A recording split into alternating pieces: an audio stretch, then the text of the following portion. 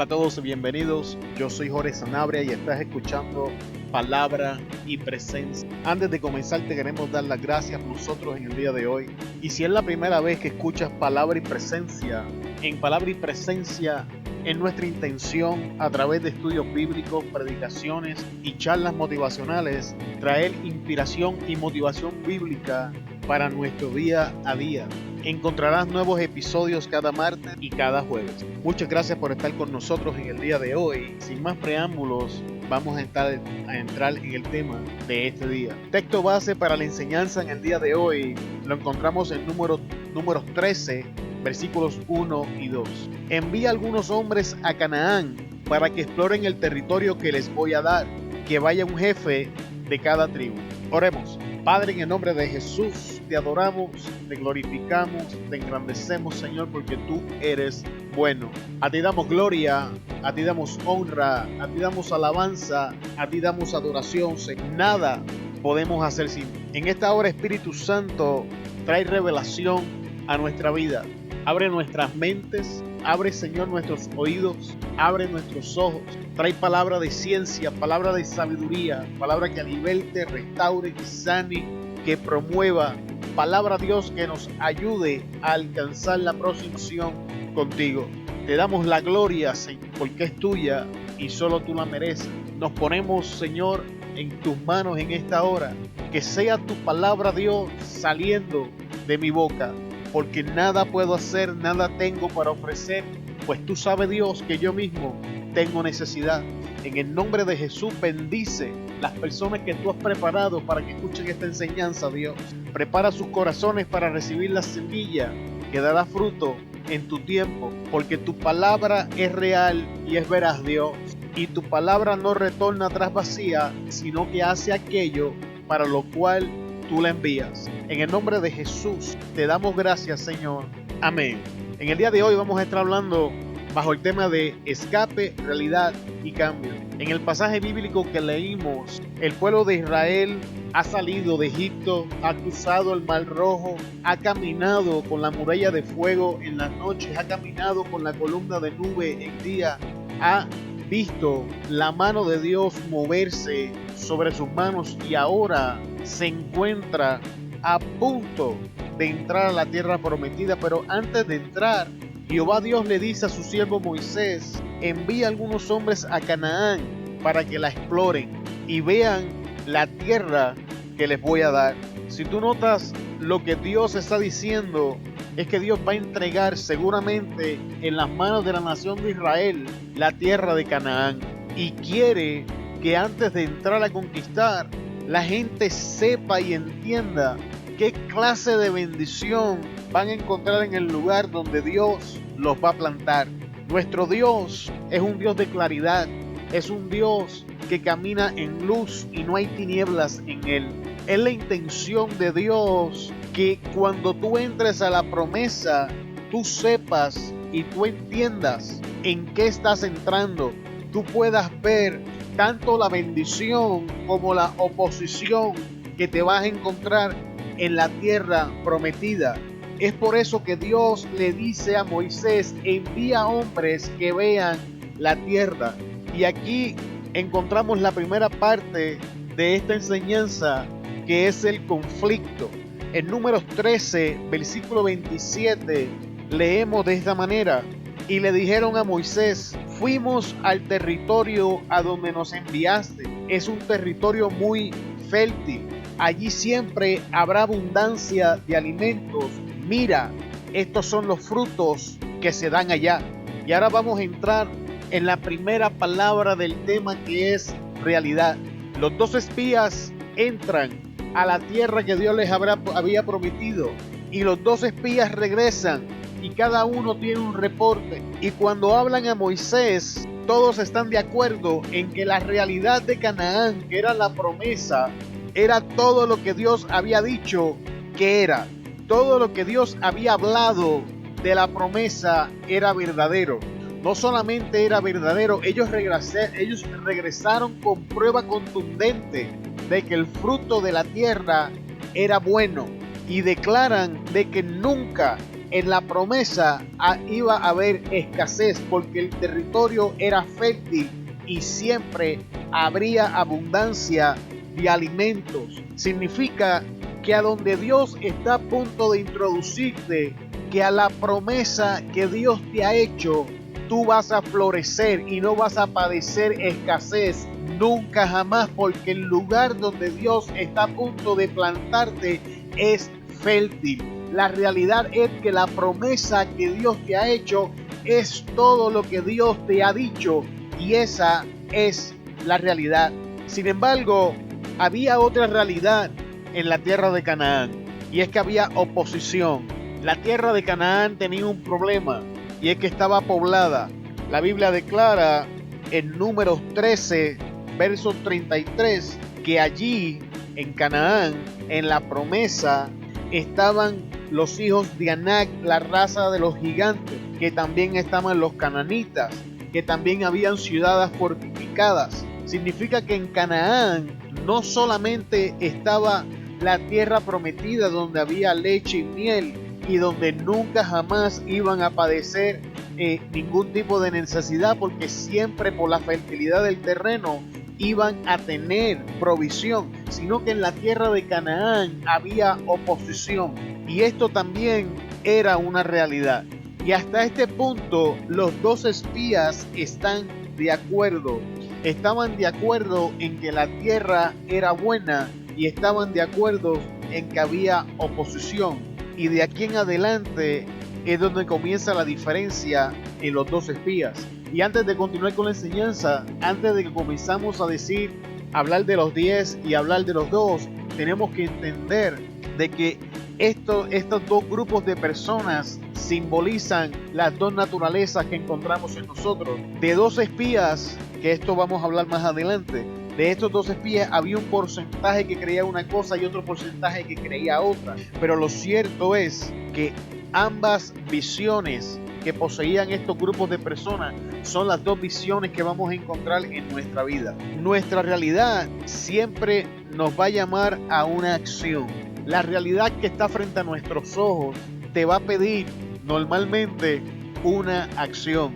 En el día de hoy vamos a hablar de 3 acciones. La primera es escape, la segunda es cambio y la tercera es fe. Y ahora vamos a retomar a los dos espías. Como sabemos la historia, la Biblia enseña que de los dos espías, 10 dieron un reporte negativo diciendo que sería imposible para ellos conquistar la tierra prometida, y 2 dijeron que sí era posible, lo que significa que el 80% pensaba que era imposible y solamente el 2% pensaba que era posible. Este principio bíblico demuestra que cuando estamos hablando de lo espiritual, la mayoría no siempre tiene la razón, que la mayoría no determina la veracidad de la promesa bíblica.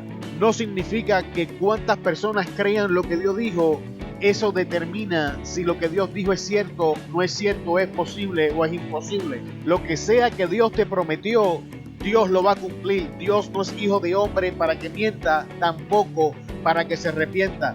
No importa si el 80% dice que no se puede. Aún no importa si el 80% en tu vida te dice que no se puede. No importa si el 80% de tus pensamientos dice que no se puede. Inclínate al 2% que dice que sí se puede, porque en Dios no es la mayoría. En Dios son los que creen. Aquellos que creen van a ver la gloria de Dios. En Dios es en fe. No es por mayoría, no es por cómo las cosas se miran frente a tus ojos, no es como la realidad se presenta delante de ti, porque la realidad era que la tierra era buena y tenía oposición, pero también la realidad espiritual era que Dios era perfectamente capaz de remover la oposición y establecerlos a ellos. Sin embargo, estos 10 escogieron creer que no era posible. Pero ¿por qué esto pasa? Y es que la visión de los 10 espías afecta la percepción propia. Cuando tú no recibes la percepción propia de Dios, vas a recibir tu percepción de la oposición. Significa que si tu percepción propia no viene de Dios, la estás recibiendo del diablo. Significa que si tu percepción no viene del cielo, viene de abajo. Significa que si no estás escuchando lo que Dios te está diciendo, estás escuchando lo que el enemigo te está diciendo. Si no eres influenciado por la voz del Espíritu, eres influenciado por la voz del diablo. Y esta visión que estos 10, que este 80% estaba recibiendo, estaba influenciada por el enemigo. Te lo voy a demostrar. Dice en Números 13, versículo 33, ¿cómo nos vemos? La percepción propia. Nos veíamos como langostas. Y cómo nos vemos, cómo recibimos la percepción, determina cómo tu enemigo te ve a ti. Y así nos veían ellos. Siempre la percepción que tú tienes de ti mismo va a ser reflejada en los demás hacia ti. Esto es importante. Cómo tú te percibes a ti mismo va a ser la manera como te vas a reflejar ante los demás. Y ellos van a reaccionar y te van a percibir de la misma manera. Aquí lo tenemos. Dice, y nos veíamos a nosotros como langostas, y así nos veían ellos.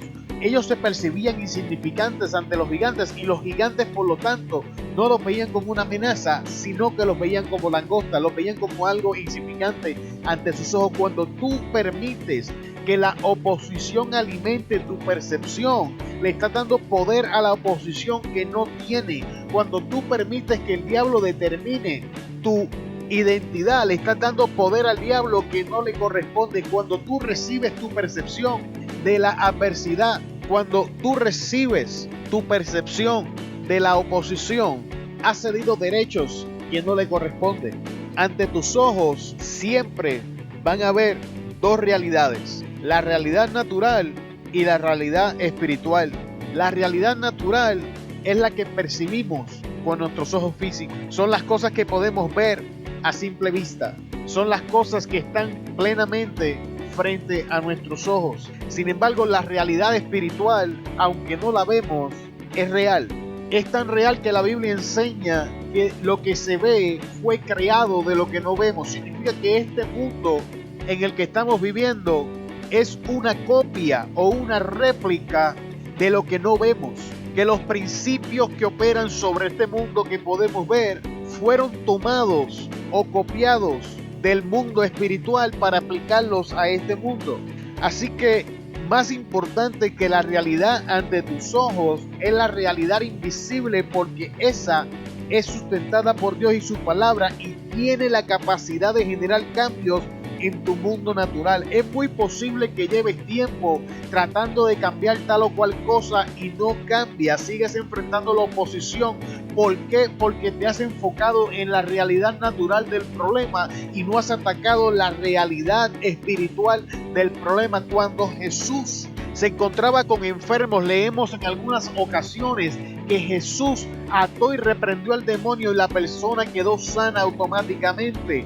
Esto significa que hay ocasiones que estamos tratando el síntoma pero no la enfermedad. Significa que estamos enfocados con lo que pasa frente a nuestros ojos, que olvidamos que hay una realidad espiritual que tiene que ser atendida, y que una vez tú tomes autoridad en el nombre de Jesús de la entidad espiritual, tu realidad natural va a comenzar a cambiar, porque tu realidad espiritual es más importante que tu realidad natural.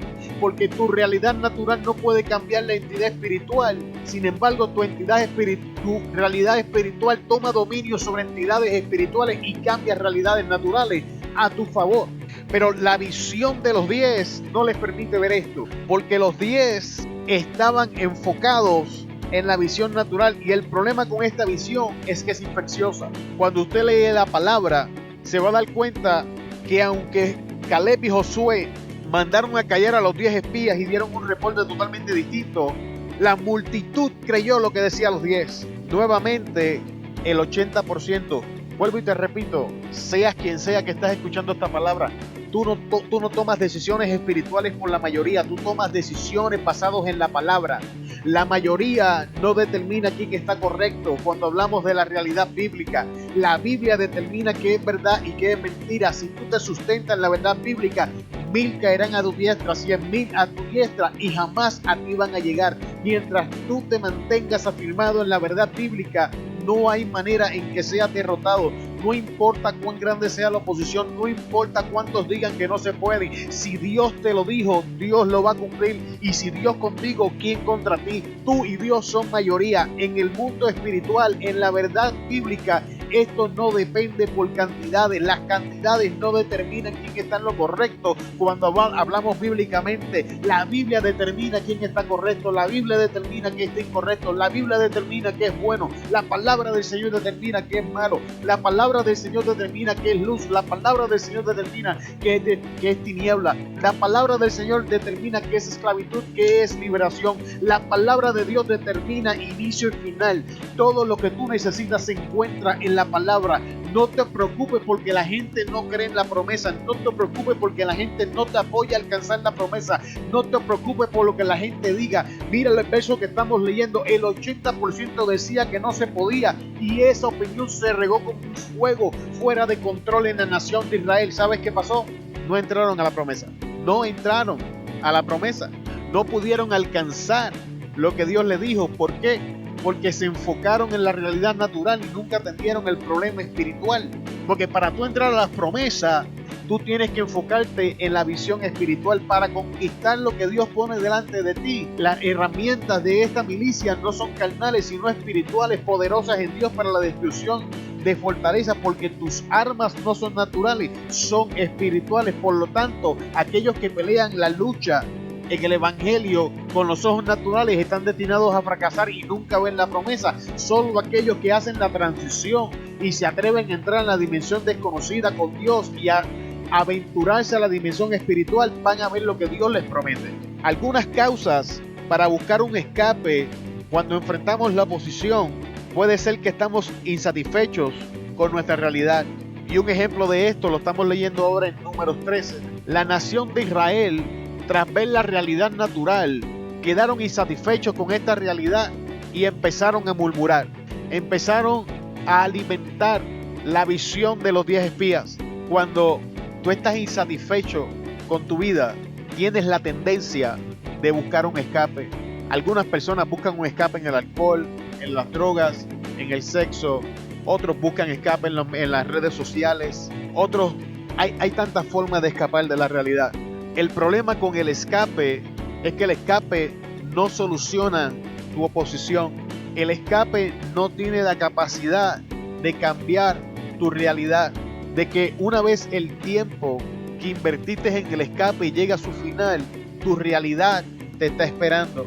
Y entonces el escape, sea cual sea su nombre, se convierte en esto que te voy a decir, en una adicción. Te vuelves adicto a esa fantasía que has creado en el escape, a esa ilusión que te alimenta, que te hace sentir bien, que te ayuda a evadir tu realidad por un lapso de tiempo. Sin embargo, el escape no va a solucionar la situación. El escape simplemente te mantiene entretenido, te mantiene desenfocado de tu realidad sin capacidad ninguna para generar cambios sobre él. Otra posible causa para buscar un escape es que sentimos miedo por nuestra realidad. Y un ejemplo de esto lo encontramos en Primera de Reyes, capítulo 19, versículo 3. Él tuvo miedo y se levantó y se fue para salvar su vida y vino a Berseba de Judá y dejó allí a su criado. Y estamos hablando de Elías y Jezabel. Para beneficio de los que no conocen la historia, Elías en este momento venía de una victoria terrible. Elías había tomado a los profetas de Baal y los confrontó y le dijo: vamos a hacer una cosa, el Dios que conteste por fuego, ese es Dios. Si Baal es Dios, servirle. Si Jehová es Dios, servirle. Y entonces hicieron un reto y Elías gana ese reto. Y Elías decapita a los profetas de Baal. Cuando Jezabel escucha esto, Jezabel le dice, o le manda un recado diciéndole: así me hagan los dioses, si así como tú le hiciste a mis profetas, no te hago yo a ti. Y dice la Biblia que este hombre de Dios, que acababa de ver llover fuego del cielo, que acababa de decapitar a los profetas de Baal, que acababa de cambiar una nación entera, de servir a Baal a servirle a Jehová, sintió miedo. No importa qué tan grande sea el ministerio, no importa con qué poder Dios te use, vamos a enfrentar el miedo. En ninguna parte de la palabra Dios dice que el miedo no va a llegar a nuestra vida. En ninguna parte de la palabra Dios promete que no vamos a ser atacados. En ninguna parte de la palabra Dios dice que no vamos a pasar aflicción o momentos adversos. Todo lo contrario, la palabra te dice que el miedo va a llegar a ti, y para que tú puedas contrarrestar el miedo, te dice que no te ha sido dado espíritu de cobardía, sino de valor, de amor y dominio propio. Dios sabe que la aflicción va a llegar a tu vida, y por eso nos dice en la palabra: en el mundo tendrás aflicción, pero no temas, yo he vencido al mundo. Dios sabe que en el mundo vamos a experimentar soledad, por eso nos dice en la palabra: no te dejaré, ni te abandonaré. Estaré contigo todos los días hasta el fin. Y Elías experimentó miedo, y en el miedo Elías sucumbió y buscó un escape. El miedo es una fuerza poderosa. No subestimes al miedo. Si tú buscas y haces una búsqueda en el internet, vas a ver cuántas fobias hay. Y el listado de fobias, que no es otra cosa que una manera de miedo, va en aumento. Vivimos en una sociedad que está llena de miedos, y el ser humano por naturaleza le tiene miedo a lo que no entiende y a lo que no puede controlar. Y en miedo buscamos un escape y creamos una ilusión que nos hace sentir fuerte ante el miedo. Sin embargo, lo único que te va a llevar a vencer el miedo es enfrentarlo. Si tú lees la Biblia, dice que Elías estaba exhausto, estaba cansado tras todo el trabajo ministerial que estaba haciendo, y que no se había alimentado bien. Por eso cuando se queda dormido, el ángel le prepara algo de comer. Entonces Elías va y se refugia en la cueva, que es su lugar de escape. Y en su lugar de escape Dios llega y Dios lo llama. Y ahora escucha bien, porque esto es importante. Dice la Biblia que una vez Elías le expresa su situación a Jehová. Jehová le dice: sal de la cueva. La única manera de enfrentar tus miedos, de ponerle punto final, es salir del escape. Sal de ese refugio que tú has creado para escapar de tu realidad. Entonces, ahora esta es la parte importante. Dios le llamaba porque Dios tenía la intención de ayudarle. No enfrentes tus miedos solos, pero ten cuidado donde buscas a Dios. Dice la Biblia que pasó un viento recio, pero Dios no estaba en el viento. Dice que pasó un temblor, pero Dios no estaba en el temblor. Mas la Biblia declara que pasó un viento apacible y allí Dios estaba. ¿Qué te quiero decir con esto? No busques a Dios en el ruido. No busques a Dios en el terremoto. No busques a Dios en el viento recio. Busca a Dios. Encuéntrate con Él en el servicio apacible. Entra a tu aposento donde nadie te ve y allí busca la presencia del Señor. No te impresiones por aquellos que danzan, hablan lenguas, profetizan y se dejan ver como una cosa ante tus ojos. Muchas veces Dios no está ahí. Los talentos y los dones no hablan de la presencia. Y te voy a demostrar esto bíblicamente hablando. La iglesia de Corinto era una iglesia donde todos los dones del Espíritu estaban presentes. Sin embargo, Pablo no la trata como una iglesia espiritual. Pablo la trata como una iglesia carnal. Porque los dones no son simbolismo de espiritualidad. Es la vivencia. Busca a Dios en tu aposento. Entra en una vivencia con Él y vas a poder hacerle frente a tus miedos. Los dones, los talentos no te van a ayudar a enfrentar los miedos. Puedes hablarle en lengua a los miedos todo lo que tú quieras. Los miedos no se van a ir, pero cuando tú entres en la presencia del Señor y tú salgas y te encuentres con Dios en ese silbo apacible, los miedos van a terminar porque Dios te va a enviar a enfrentarlos y Él va a estar contigo. Ahora, la visión de Caleb y Josué. Caleb y Josué poseían una visión que era sustentada por la realidad espiritual. Y esta visión afecta cómo veían su realidad natural. Cuando tú ves las cosas como Dios las ve, cuando tú ves las cosas a través del filtro de Dios, tu realidad se va a ver distinta. Porque lo que antes era imposible para ti, ahora con el Dios del cielo es posible. Lo que es imposible para ti en lo natural es totalmente posible cuando Dios está contigo. No hay nada imposible para Dios, y cuando tú ves las cosas a través del lente de la fe, creyendo en la promesa, entonces entiendes que la oposición no está ahí para quedarse, sino para fortalecerse. Por eso Caleb y Josué se posicionaban donde Dios los ponía, se veían como Dios los veía y tenían el valor de decir: somos perfectamente capaces de conquistar la tierra, podemos vencer estos gigantes, podemos derrotar las ciudades, podemos echar al cananita, porque ellos estaban tomando su percepción desde el punto divino.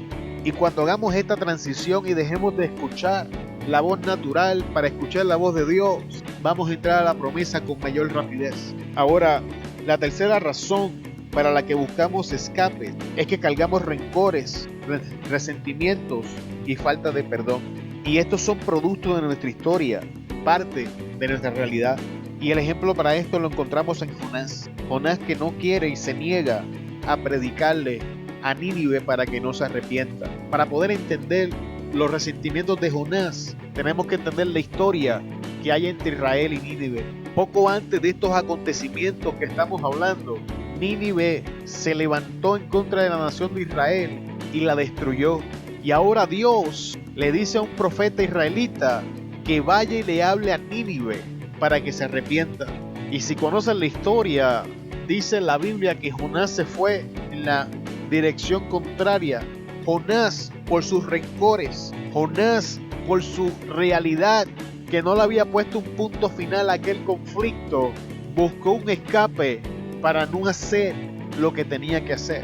Jonás inventó una excusa, un plan de escape para no ir a Nínive y predicarles. Si conocemos la historia, Dios lo mandó y lo llevó a Nínive y tuvo que predicar el mensaje.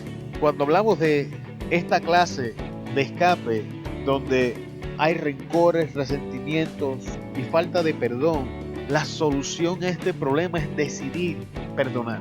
Y entienda bien, si usted piensa que estos sentimientos van a llegar a usted por sí solos, no va a pasar. Estas cosas no llegan, estas cosas no nos nacen, estas cosas tienen que hacerse intencionalmente. Y mientras no tomemos la decisión de perdonar y dejar ir estos resentimientos, vamos a continuar buscando ese escape, evadiendo esta responsabilidad, que era lo que intenta Jonás. Sin embargo, la Biblia dice que las cosas no le fueron bien en el tiempo que estuvo luchando. Se levantó una tormenta, terminó dentro de un pez. ¿Qué te quiero decir con esto? Tu vida va a ir de mal en peor mientras te abraces a estos rencores y a esta amargura.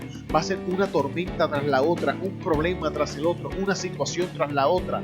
Y la historia va a continuar complicando tus sentimientos, va a continuar enredando tus emociones, va a continuar alimentando tus rencores. La historia en tu vida se va a convertir en gasolina para ese fuego que te está quemando. Y si no tomas la decisión de tomar el extinguidor del perdón y dejar ir tus resentimientos, podemos decir que jamás vas a entrar a la tierra prometida. La otra razón por la que buscamos un escape es que no queremos tomar responsabilidad por nuestra realidad. En Éxodo 2:14 leemos: y él respondió: ¿quién te ha puesto a ti por príncipe y juez sobre nosotros? ¿Piensas matarme como mataste al egipcio? Entonces Moisés tuvo miedo y dijo: ciertamente esto ha sido descubierto, y huyó. Moisés, antes de que Dios lo convirtiera en el libertador, huye de su realidad. Moisés sale a ver a su pueblo y encuentra a un egipcio maltratándolo. Moisés se levanta, mata al egipcio y lo entierra, y piensa que el asunto quedó olvidado y continúa su camino. Sin embargo, más adelante se encuentra a dos hebreos discutiendo y Moisés intenta de ponerlos en paz, y ahí es donde se entera que su pequeño secreto ya no era secreto, sino era del conocimiento público.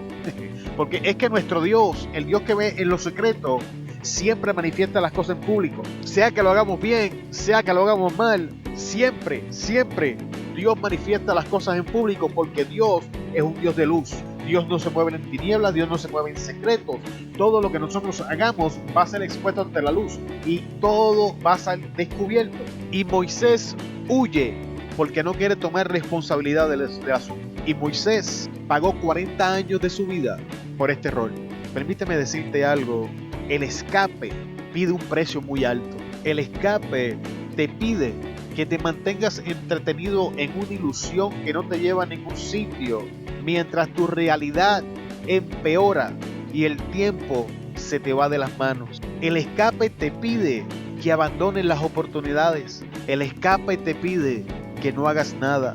Mientras nos estemos refugiando en el escape, por cualquiera que sean sus razones, vamos a estar estancados. Mientras más tiempo pasemos en el escape, más difícil se hace enfrentar nuestra realidad, más difícil se hace cambiarla.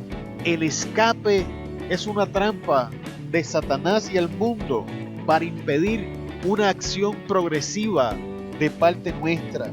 El escape está diseñado para convertirse en una cadena, en una atadura que tiene el nombre de adicción en nuestra vida. El escape nos impide alcanzar el nivel que nos va a llevar a entrar en la promesa. Amado, hemos hablado de la realidad, tanto la que está frente a nuestros ojos como la espiritual.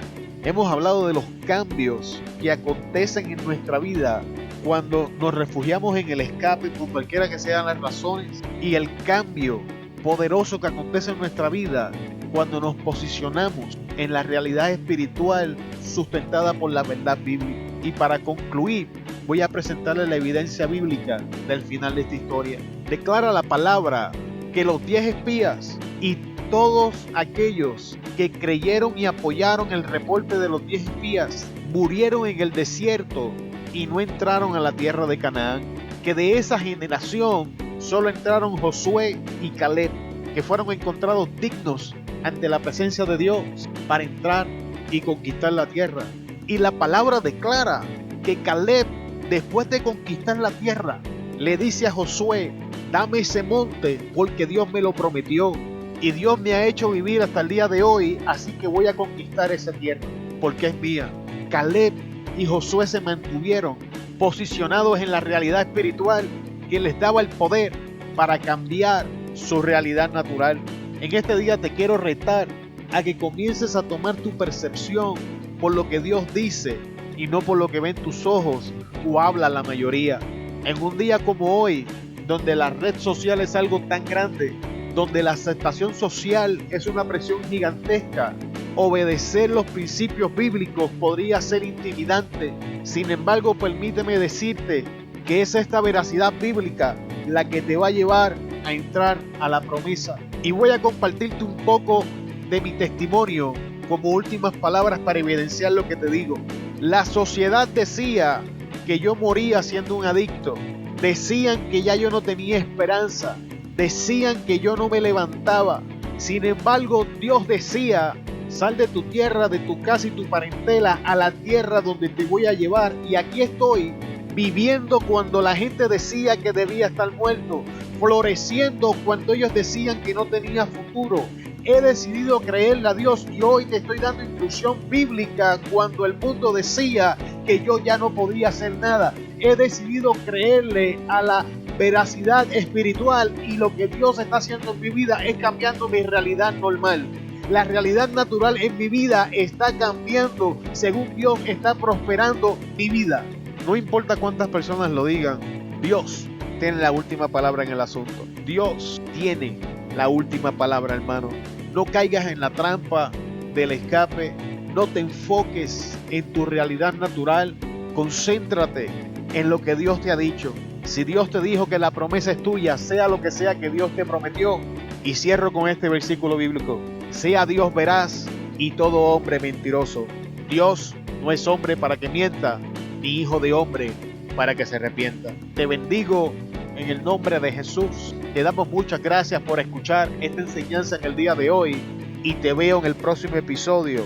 Si este episodio bendice tu vida, compártelo y ayúdanos a expandir la palabra. Se despide Jorge Sanabria de Palabra y Presencia. Nuevamente te doy las gracias y te bendigo en el nombre de Jesús. Hasta luego.